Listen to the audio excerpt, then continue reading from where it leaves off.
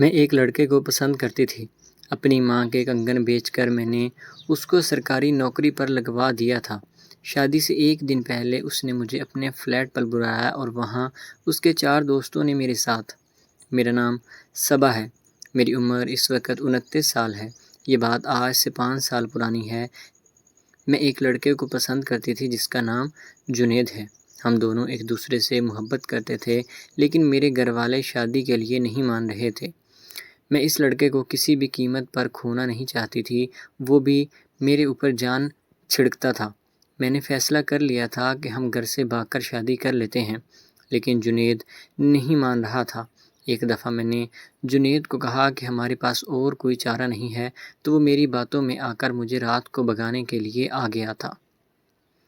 ہم لوگ گھر سے بھاگ گئے تھے۔ رستے میں ہمیں پولیس نے پکڑ لیا۔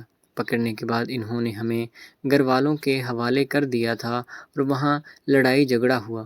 اس کے بعد میرے والد نے ایک شرط رکھی کہ اگر جنید 2 مہینوں کے اندر اندر سرکاری نوکری ڈھونڈ لیتا ہے تو میں شادی کر دوں گا، لیکن اگر نہ ملی تو دوبارہ میری بیٹی کے آس پاس بھی نظر آیا تو میں اسے بہت زیادہ ماروں گا۔ اب جنید نوکری کی تلاش میں لگ گیا تھا۔ 3-4 جگہ پر اس نے اپلائی بھی کیا ہوا تھا، لیکن کہیں پر بھی کام نہیں بن رہا تھا۔ اس کے ایک دوست نے کہا کہ میں تمہاری نوکری لگوا سکتا ہوں۔ وہ ایک بندے کو جانتا تھا جس کا نام خالد تھا، اس کے پاس لے کر چلا گیا تھا۔ خالد نے نوکری لگوانے کے لیے 6 لاکھ روپیہ مانگا تھا۔ اب جنید کے پاس کچھ بھی دینے کے لیے نہیں تھا، کیونکہ وہ بالکل غریب گھرانے سے تعلق رکھتا تھا۔ جنید نے یہ ساری بات مجھے بتائی۔ میں نے اپنی ماں کا زیور بیچ دیا۔ زیور بیچ کر میں نے جنید کو پیسے دے دیے تھے تاکہ وہ نوکری پر لگ سکیں اور ہم ایک ہو جائیں۔ جنید نے وہ پیسے خالد کو دے دیے تھے۔ خالد وہ پیسے لے کر بھاگ گیا تھا۔ 3-4 دن تک اس کا فون لگ نہیں رہا تھا۔ ہم لوگ بہت زیادہ پریشان ہو گئے تھے کہ ہمارے ساتھ جو کچھ ہوا تھا وہ کسی دشمن کے ساتھ بھی نہ ہو۔ لیکن 4 دنوں کے بعد اس کا فون آیا اور اس نے کہا کہ تمہاری نوکری لگ گئی ہے۔ شادی کی تاریخ طے ہو گئی تھی۔ دونوں گھروں میں بہت ہی خوشی کا ماحول تھا۔ جنید کے گھر والے بھی تیاریوں میں لگ گئے تھے اور میرے گھر والے بھی تیاریوں میں لگے ہوئے تھے۔ اسی دوران جنید اور میں بہت زیادہ خوش تھے۔ ہماری خوشی کا کوئی بھی ٹھکانہ نہیں تھا، کیونکہ برسوں کی تڑپ اور پیاس ہمارے جسم میں جو تھی وہ اب بجھنے والی تھی۔ مجھے تو ابھی سے وہ منظر سوچ کر کچھ ہو رہا تھا۔ میں بہت ہی زیادہ خوش تھی کہ اب مجھے جنید کے پاس جانے سے کوئی چیز بھی نہیں روک سکتی۔ جنید بھی اس چیز کے لیے بڑا خوش اور پرجوش دکھائی دے رہا تھا۔ شادی کی تیاریاں مکمل ہو چکی تھی۔ شادی سے ایک دن پہلے جنید نے مجھے کہا کہ میں تمہیں ایک سرپرائز دینا چاہتا ہوں۔ میں بڑی خوش ہوئی کہ ایسا کیا سرپرائز ہے جو جنید مجھے شادی سے ایک دن پہلے دینا چاہتا ہے۔ میں نے اسے منع بھی کیا۔ میں نے کہا کہ کوئی بات نہیں، ایک دن بعد ہماری شادی ہو جائے گی، پھر جو بھی سرپرائز ہوا دے دینا۔ لیکن جنید بضد تھا۔ وہ کہنے لگا کہ سرپرائز تو تمہیں شادی سے ایک دن پہلے ہی دوں گا۔ اب شادی سے ایک دن پہلے مہندی کا فنکشن تھا۔ فنکشن جیسے ہی ختم ہوا تو جنید نے مجھے کال کر دی کہ فلاں جگہ پر آ جاؤ۔ میں بہت زیادہ پریشان ہوئی تھی کہ اب اتنی رات کو میں کیسے آ سکتی ہوں، لیکن میری مجبوری تھی کہ میں جنید کو منع نہیں کر سکتی تھی۔ تو میں جلدی سے جنید نے مجھے ایک فلیٹ کا پتہ بتایا جو کہ اس کے دوست کا تھا۔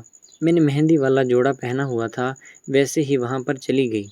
میں بہت پرجوش تھی اور ڈرائیور کو میں نے گاڑی میں ہی بٹھا دیا تھا۔ میں نے اس سے کہا کہ میں تھوڑی دیر میں آتی ہوں، تم یہیں پر میرا انتظار کرو، اور میں خود جنید کے پاس اس کے فلیٹ پر چلی گئی تھی۔ مجھے اس چیز کا بالکل شک ہو رہا تھا کہ جنید شاید شادی سے پہلے ہی وہ سب کچھ کرنا چاہتا ہے، اس لیے میں تھوڑی بہت تیار بھی ہو کر گئی تھی۔ لیکن وہاں پر پہنچنے کے بعد جو منظر میں نے دیکھا تو میری تو روح ہی کانپ گئی تھی، کیونکہ وہاں پر فلیٹ بالکل خالی تھا۔ میں پہنچ کر جنید کو آوازیں دینے لگی، لیکن کوئی بھی آواز نہیں آئی، اور پھر اچانک سے کسی نے فلیٹ کا دروازہ بند کر دیا۔ میں کانپنے لگی تھی، میرے ہاتھ پاؤں پھولنے لگے تھے۔ مجھے سمجھ نہیں آ رہی تھی کہ اب کیا ہو رہا ہے۔ اچانک سے فلیٹ کی لائٹ بھی چلی گئی۔ میں نے چیخیں چھوڑ دیں اور میں موبائل کی ٹارچ آن کرنے لگی تھی تو کسی نے میرے ہاتھ سے موبائل چھین لیا اور مجھے ایک تھپڑ رسید کیا۔ میں فرش پر گر گئی تھی۔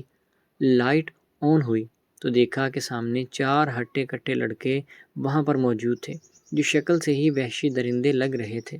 میں نے پوچھا کہ تم کون ہو تو وہ کہنے لگے کہ فکر نہ کرو، اب تمہارا ٹھکانہ یہی ہے، تم ہمیشہ ہمیشہ کے لیے یہیں پر رہو گی۔ میں یہ بات سننے کے بعد بہت زیادہ پریشان ہو گئی تھی اور رونے بھی لگی تھی۔ میں نے کہا کہ میری کل شادی ہے، تم لوگ جو بھی ڈیمانڈ کرو گے میں پوری کر دوں گی، لیکن مجھے یہاں سے جانے دو۔ تو وہ کہنے لگے کہ تمہارے بس کی بات نہیں ہے ہماری ڈیمانڈ پوری کرنا، اس لیے آرام سے رہو اور ہمیں بھی زندگی میں سکون کرنے دو اور مزے سے گزارنے دو۔ ان کی بات سن کر میں ان کے پاؤں پڑ گئی تھی۔ میں نے کہا کہ کل میری شادی ہے تو خدا کے واسطے مجھے جانے دو۔ وہ کہنے لگے کہ کون سی شادی؟ جنید نے تمہارے بدلے 5 لاکھ روپیہ ہم سے لے لیا ہے۔ یہ سننے کے بعد میرے ہوش اڑ گئے تھے کہ جنید اتنا گھٹیا انسان ہے، مجھے بالکل بھی اس چیز کا اندازہ نہیں تھا۔ وہ 5 لاکھ اور سرکاری نوکری لینے کے بعد اس شہر کو ہمیشہ ہمیشہ کے لیے چھوڑ کر چلا گیا تھا۔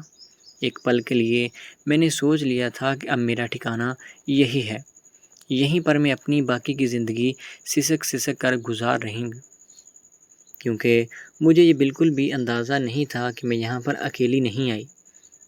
میرا ڈرائیور بھی میرے ساتھ آیا ہوا تھا۔